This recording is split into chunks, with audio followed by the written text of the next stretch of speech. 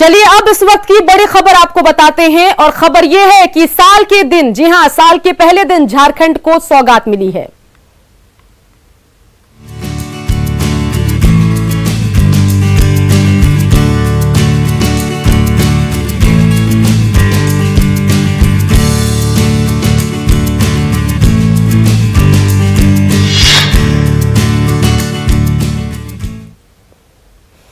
नए साल के पहले दिन झारखंड को बड़ी सौगात मिली। प्रधानमंत्री नरेंद्र मोदी ने आर्थिक रूप से कमजोर वर्गों के लिए लाइट हाउस प्रोजेक्ट का शिलान्यास किया।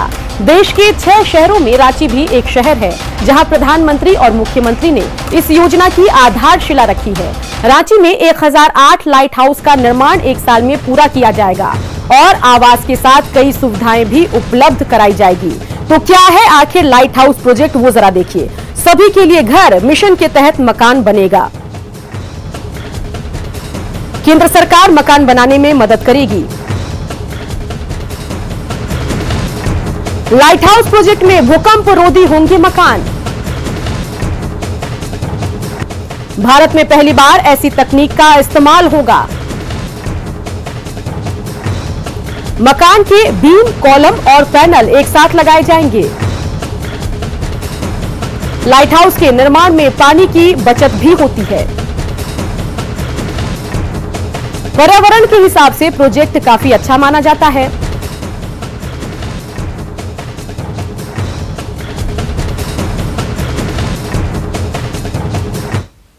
लाइट हाउस प्रोजेक्ट की आधारशिला रखने के दौरान सीएम हेमंत सोरेन ने पीएम मोदी से आवास के लिए केंद्र का अंशदान बढ़ाने की मांग की। लाइट हाउस प्रोजेक्ट को पीएम मोदी की दूरदर्शी योजना बताते हुए उन्होंने इसके लिए पीएम को धन्यवाद दिया। इसमें मैं यही कहना चाहूंगा सर, मेरा आग्रह होगा कि झारखंड में लोगों की आय बहुत कम है।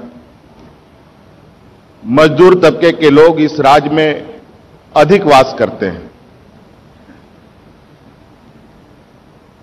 हम उन मजदूरों के ऊपर अधिक से अधिक आर्थिक बोझ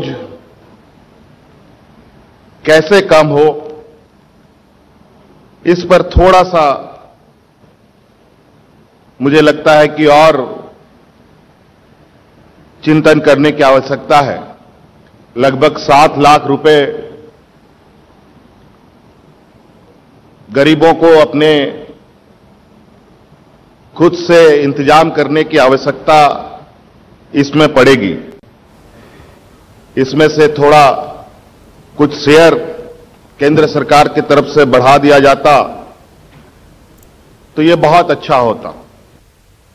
पीएम मोदी ने गरीबों के लिए लाइट हाउस का शुभारंभ करते हुए कहा कि यह परियोजना प्रकाश स्तंभ की तरह है जो हाउसिंग कंस्ट्रक्शन को नई दिशा प्रदान करेगी। आज गरीबों के लिए, मध्यम वर्ग के लिए घर बनाने के लिए नई टेक्नोलॉजी देश को मिल रही है। तकनीकी भाषा में आप इसे लाइट हाउस प्रोजेक्ट कहते हैं। मैं मानता हूं ये 6 प्रोजेक्ट वाकई लाइट हाउस, प्रकाश स्तंभ की तरह है। ये 6 लाइट हाउस प्रोजेक्ट देश में हाउसिंग कंस्ट्रक्शन को नई दिशा दिखाएंगे। देश के पूर्व, पश्चिम, उत्तर, दक्षिण हर क्षेत्र से राज्यों का इस अभियान में जुटना कोऑपरेटिव फेडरलिज्म की हमारी भावना को और मजबूत कर रहा है। साथियों, ये लाइट हाउस प्रोजेक्ट अब देश के काम करने के तौर तरीकों का भी एक उत्तम उदाहरण है। रांची से बीजेपी सांसद संजय सेठ ने लाइट हाउस प्रोजेक्ट को लेकर पीएम नरेंद्र मोदी के प्रति आभार व्यक्त किया। हालांकि लाभुकों के अंशदान को कम करने के सवाल पर संजय सेठ ने गोलमटोल जवाब दिया। उन्होंने कहा कि पीएम हमेशा 135 करोड़ जनता की बात करते हैं। केंद्र सरकार ने बहुत बड़ी योजना की सौगात दी और इसका सम्मान करना चाहिए। के दिन माननीय प्रधानमंत्री के द्वारा देश को एक बहुत महत्वाकांक्षी योजना का उपहार दिया है, उसका शिलान्यास किया है। हम बहुत साधुवाद अभिनंदन करना चाहते हैं माननीय प्रधानमंत्री जी का। प्रधानमंत्री जी हर बार कहते हैं मेरे 135 करोड़ देशवासी और सब पूरे देशवासियों को लिए संकल्प है उनका कि 2022 तक हर को आवास मिलना है। ये तो बहुत बड़ा कदम है। अब केंद्र सरकार ने इतना बड़ा तोहफा दिया है पहले दिन, हम सबको अभिनंदन करना चाहिए। पूरा देश को देखना है प्रधानमंत्री जी को, हम चलिए बढ़ते आगे और इस वक्त की बड़ी खबर आपको बताते हैं। बड़ी खबर पलामू से आ रही है, जहां सड़क हादसे में 3 बाइक सवार की मौत हो गई है। इस वक्त की बड़ी खबर, सड़क हादसे में 3 बाइक सवार की मौत, ट्रक की चपेट में आने से इनकी मौत हुई है। और पूरा मामला जो है वो छतरपुर थाना के कौवल गांव के पास का है। और साथ ही जो खबर हम तक पहुंच रही है उसके मुताबिक नशे में बाइक सवार थे और उसके बाद ये पूरा हादसा हुआ। तो पलामू से बड़ी खबर आपको बता रहे हैं, जहां नए साल की खुमारी में रैश ड्राइविंग बाइक सवारों को महंगी पड़ी। सड़क हादसे में 3 बाइक सवार की मौत हुई। बड़ी खबर बोकारो से है, जहां जरीडीह प्रखंड के जैना मोड़ रेफरल अस्पताल के बाथरूम में बड़े पैमाने पर एक्सपायरी दवा रखी हुई है। जैसे ही न्यूज 18 के कैमरे में तस्वीर जो है वो कैद हुई, अस्पताल के कर्मचारियों ने बाथरूम को बंद कर दिया। इस वक्त की बड़ी खबर, बाथरूम में एक्सपायर दवाइयां रखी हुई थी और जैसे ही न्यूज 18 ने उस तस्वीर को कैप्चर करने की कोशिश की, जो अस्पताल प्रबंधन है उसने बाथरूम के दरवाजे को बंद कर दिया। इस बारे में जब न्यूज 18 की टीम ने सिविल सर्जन से सवाल किया तो उन्होंने कहा कि वो इस मुद्दे को देखेंगे। सीएम ने, जी हां, सीएस ने प्रभारी को 24 घंटे के भीतर इस मामले की रिपोर्ट देने को कहा है।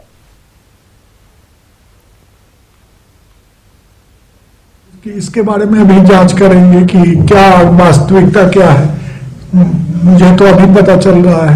आखिर दवा रखा रह जाता है, गरीब मरीजों तक पहुंच नहीं रहा है, कौन जिम्मेवारी ले? नहीं, ये तो अगर है तो वहाँ के जो प्रभारी है उनको देखना चाहिए कि इस तरह की घटना ना हो, ताकि अगर कोई एक्सपायर होता है दवा तो ये तो बहुत ही खराब विषय है। इस तरह क्या मामला है सारा, मैं उसको भी जांच करूंगा। और पूरी खबर आपने देखी। अब सवाल उठ रहे हैं और वो सवाल जो न्यूज 18 उठा रहा है वो आपके टेलीविजन स्क्रीन पर। बड़ा सवाल कि गरीबों को दी जाने वाली दवाई आखिर कैसे एक्सपायर हो गई, और अगर दवाई एक्सपायर हो गई तो उसको बाथरूम में क्यों छुपा कर रखा गया था, और जब ये दवाई इस्तेमाल करने की स्थिति में थी उस वक्त मरीजों को ये दवाई क्यों नहीं बांटी गई। चलिए बढ़ते आगे, बात जमशेदपुर की, जहां एक बार फिर कोरोना ब्लास्ट हुआ। बिष्णुपुर स्थित एक होटल से 11 विदेशी नागरिक कोरोना पॉजिटिव पाए गए हैं। विदेशी नागरिकों के संपर्क में आया एक होटल कर्मी भी पॉजिटिव पाया गया। एक होटल से कोरोना संक्रमितों का बड़ा मामला सामने आने के बाद होटल को सील कर दिया गया है। 11 विदेशी नागरिकों के संपर्क में आए 37 लोगों की पहचान कर ली गई है और सभी को आइसोलेशन वार्ड में रखा गया है। सरायकेला के खरसावा स्थित शहीद स्थल पर श्रद्धांजलि सभा का आयोजन किया गया, जिसमें नेता, सामाजिक संगठन, आदिवासी समाज और शहीदों के परिजन शामिल हो रहे हैं। इस मौके पर केंद्रीय मंत्री अर्जुन मुंडा, उनकी पत्नी मीरा मुंडा और बीजेपी नेता जेबी तुबिद ने शहीदों को श्रद्धांजलि दी। अर्जुन मुंडा ने गोंडपुर मैदान से शहीद स्थल तक पैदल यात्रा की। इस मौके पर अर्जुन मुंडा ने कहा कि कुछ लोग भोले भाले आदिवासियों को बहकाकर राजनीति करते हैं। साथ ही उन्होंने आदिवासियों के लिए किए जा रहे कामों की जानकारी दी। के जिसे कहा जाए कि एक तरीके से डेडिकेशन है, जो समर्पण है, उस समर्पण का भाव व्यक्त करने के लिए शहीद दिवस पर यहाँ आते हैं। मैं हर वर्ष यहाँ पर श्रद्धांजलि अर्पित करने के लिए आता हूँ और यहाँ से प्रेरणा लेकर जाता हूँ। आज मुझे कहते हुए खुशी हो रही है कि लगभग 4500 विद्यार्थी, जनजातीय समुदाय हमारे मंत्रालय के तरफ से स्पॉन्सरशिप कार्यक्रम में वो पीएचडी हासिल कर। खबरें अभी और भी है, बने रहिए, जल्द लौटेंगे। हाल में सेलिब्रेशन को लेकर रांची के लोगों की पहली पसंद डैम और घाटी ही होते हैं। रांची की पतरातू घाटी में नए साल के मौके पर लोगों की भारी भीड़ उमड़ी है। सैलानी वहां की प्राकृतिक सौंदर्य का लुत्फ उठाते नजर आए। सैलानियों से बातचीत की न्यूज 18 संवाददाता संजय कुमार सिन्हा ने। नए साल की मस्ती हो और पतरातू घाटी का जिक्र न हो, ऐसा मुमकिन नहीं। हम इस समय खड़े हैं रांची के पतरातू घाटी के पास और आप देख सकते हैं कि किस तरह नए साल की मस्ती और उल्लास के बीच लोगों का हुजूम उमड़ा है यहाँ पर। और आप देख सकते हैं किस तरह यहाँ पर लोग नए साल को सेलिब्रेट करने के लिए यहाँ पहुंचे हैं। हम लोगों से बात करेंगे वास्तव में पतरातू घाटी क्यों? हम लोग यहाँ पे आए लॉकडाउन से बोर होके पतरातू घाटी घूमने और हैप्पी न्यू ईयर एंजॉय करने। हैप्पी न्यू ईयर एंजॉय करने के लोग यहाँ पहुंचे हैं। वास्तव में पतरातू घाटी की खूबसूरती हर किसी का मन मोह लेती है। नए साल पर आपने इसका चुनाव किया। इस यह जगह पे आने पे फ्रेशनेस लगता है। पूरा चारों तरफ का जो नज़ारा है ये सेफ भी है और अच्छा भी है। बच्चों लोग के लिए भी वो काफी सेफ जगह है। बिल्कुल, बच्चों के साथ साथ यहाँ कई युवा चेहरे या साथ परिवार के लोग भी पहुंचे। आप देख सकते हैं कि आप यहाँ पर कई लोग अपनी फैमिली के साथ हैं। मैडम यहाँ पहुंचे हैं, बच्चे भी साथ में नए साल को सेलिब्रेट कर रही हैं। पतरातू घाटी जब आइए तो नई मस्ती के साथ लोग हमेशा नया ही लगता है। बहुत मजा आता है पतरातू घाटी आने, लगता है कि हम नए कश्मीर में पहुंच गए हैं। अलग अलग रंग हैं यहाँ पर, अलग अलग नज़ारे हैं। आप देख सकते हैं एक नज़ारा ऐसा भी आप देख सकते हैं परिवार के साथ किस तरह सेल्फी ली जा रही है। मैडम सेल्फी के लिए पतरातू घाटी। Yes, it's a very nice place. के गलियारों में खुद को तलाशेंगे, पुराने दिनों को याद करेंगे तो आपको पतरातू घाटी बेहद खूबसूरत नजर आएगी। साथ ही आपकी यादों की डिक्शनरी है, उसमें एक रोमांचक शब्द खुद ब खुद जुड़ जाएगा। संजय कुमार सिन्हा, न्यूज़ 18 रांची। पलामू में भी नए साल के जश्न में लोग डूबे हुए हैं। जिले के सभी पिकनिक स्पॉट भीड़ उमड़ी हुई है। सब अपने अपने तरीके से नए साल का जश्न मना रहे हैं। फैमिली के साथ पहुंचकर जिले के सतबरवा मलय डैम पर भी काफी संख्या में लोग इकट्ठा हुए। वहीं कोयल नदी के अलग अलग स्थानों पर भी लोगों की भीड़ देखी गई। इधर मलय डैम पहुंचे लोग इस पिकनिक स्पॉट की काफी सराहना कर रहे हैं। बहुत सुने थे, कभी देखे नहीं थे, फर्स्ट बार आने का मौका मिला हमको और वही आए हुए हैं। देखे, घूमने, पूरा बोटिंग वोटिंग भी किए, अच्छा लगा। मतलब नया साल में अच्छा है घूमने का जगह, जैसे तो है ना केसकी बेतला वगैरह। ये के भी मलय डैम भी बहुत अच्छा है। यहाँ का टापू टाइप का एक दिखने में लगता है, जो लगता है बीच में टापू है। एक यहाँ से एक छोटा सा ये भी है टापू। जगह बहुत अच्छा है लेकिन यहाँ पे गंदगी बहुत ज्यादा साफ कराने की जरूरत है और उधर ज्यादा डेवलप करने की जरूरत है। सीन अच्छा बन जाएगा। यहाँ पे सुरक्षा यहाँ पे कम है, बोट बहुत कम है। सारे पूरे जैसे फैमिली होते हैं, पूरे फैमिली नहीं घूम पाते एक ही बोट में, एक ही मजा नहीं ले पाते हैं और यहाँ थोड़ा मतलब सिक्योरिटी की जरूरत है।